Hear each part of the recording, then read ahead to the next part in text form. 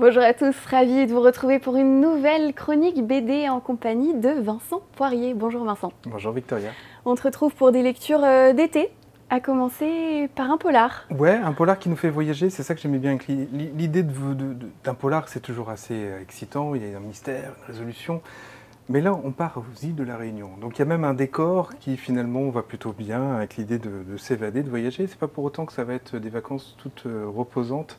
Le point de départ, Martial est en vacances avec sa femme et avec leur fille. Et la femme est assassinée.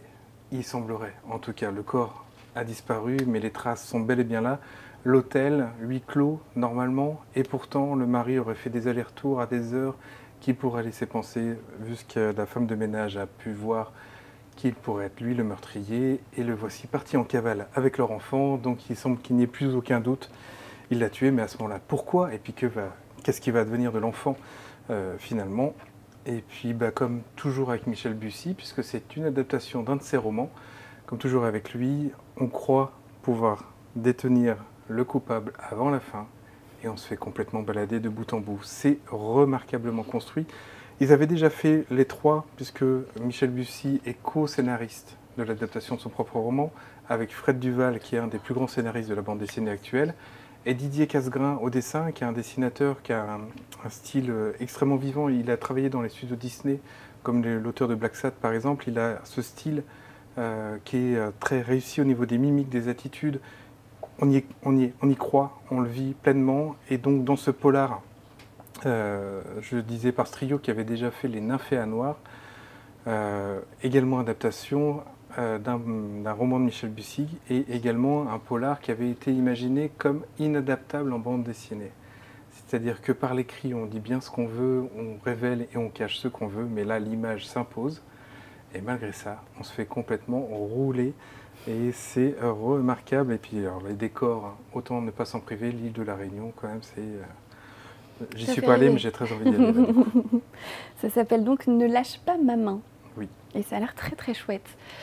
Un deuxième coup de cœur, Oui. Vincent, pour Je suis resté cet dans le été. polar. Ouais, mais avec une série que j'adore, qui avait, on va dire, quasiment disparu de la bande dessinée, ça s'appelle Soda. Je ne sais pas si tu avais déjà entendu parler de cette collection, mais Soda, c'est une série de polars qui avait été dans les grandes heures du journal de Spirou, avec un concept un petit peu surprenant. David Solomon, Soda, est un flic new-yorkais, très Bruce Willis, très die-hard, ça pétarade de partout, c'est efficace, c'est violent, mais il y a sa mère cardiaque qui vit chez lui. Et il n'a pas du tout envie de l'inquiéter, la pauvre maman. Il veut la préserver absolument de cette vie trépidante qu'il a. Et il fait croire qu'il est pasteur, qu'il a l'église un petit peu plus loin et qu'il mène une vie, ma foi, extrêmement rangée, malgré la violence de New York. Maman, ne t'inquiète pas, c'est pas à l'église qu'il va se passer quoi que ce soit. Et donc, pour ne pas l'inquiéter, il est habillé en pasteur en franchissant la porte de l'appartement pour partir au boulot. Par contre, dans l'ascenseur, il faut se changer. Dans l'ascenseur, là, il y a le flic qui revient, il y a le gun, il y a tout.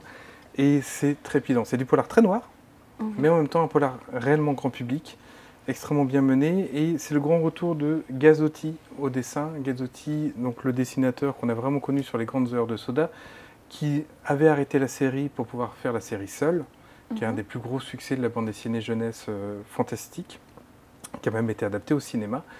Et il revient avec ce personnage, avec un album qui n'est pas numéroté. Pourquoi? Il peut se lire dans n'importe quel ordre. On n'est pas obligé d'avoir lu tous les Sodas pour lire le dernier qui donnera suite à d'autres albums. Donc Soda est de retour et c'est un grand bonheur, histoire complète, ambiance très Halloween dans celui-ci, pour un New York des années 80.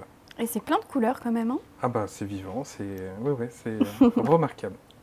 Allez, je le remets en place et puis on va passer à la dernière partie déjà de cette chronique avec une petite nouveauté là pour cet été que tu nous présentes ici à la librairie, Vincent. Bah oui, on a dit 3 chroniques, mais en fait je vais présenter 15 BD d'un coup. Je ne vais pas vous toutes les présenter, c'est l'idée surtout que je présente.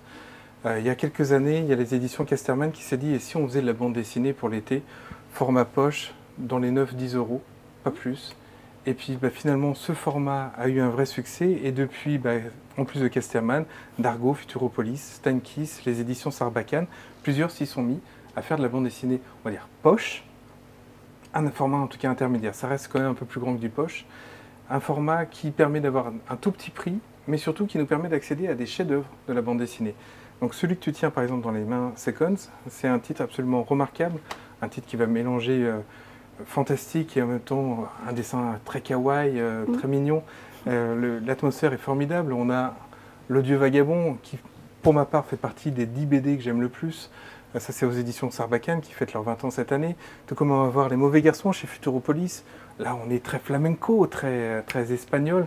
Mauvais Garçon, pas dans le sens bad boy, mais plutôt loser très attachant. Un dessin de Benjamin Flao qui est complètement dingue. Chez Dargaud, on a par exemple Nimona.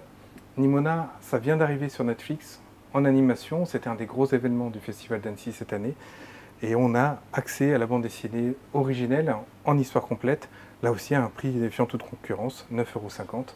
Donc voilà, vraiment une sélection extrêmement finement choisie par les éditeurs pour découvrir un peu le meilleur de leur catalogue, mais à un prix très abordable et à un prix, j'ai envie de dire, qui nous permet aussi d'aller sans complexe à la plage pour lire une bonne BD. Et puis s'il y a un petit peu de sable dans les pages, c'est pas très grave, ça va être de toute façon un grand moment. Oui, c'est effectivement un format un peu plus pratique peut-être que la grande BD classique. Oui, on perd un petit peu en envergure de lecture évidemment, on n'a rien sans rien, mais on a accès quand même à des titres voilà, qui tiennent dans la main assez facilement et vraiment, enfin moi je suis bluffé par la qualité des sélections.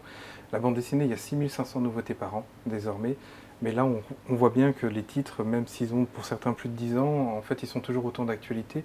C'est pas parce qu'il y a beaucoup de choses qui sortent qu'il faut oublier l'existant et ça permet de les remettre sur le devant de la scène et c'est voilà, vraiment très très beau titre. Eh bien, merci beaucoup pour cette dernière chronique, en tout cas de la saison. On clôture avec ces jolis coups de cœur pour passer l'été. Merci beaucoup Vincent pour toutes ces chroniques qu'on a fait ensemble. Ce sera pour moi la dernière avec toi. Et je suis très émue, oui, hein. Mais j'espère qu'on te retrouvera à la rentrée en toute aussi bonne compagnie. Avec plaisir. Et merci à vous d'avoir suivi toutes ces chroniques.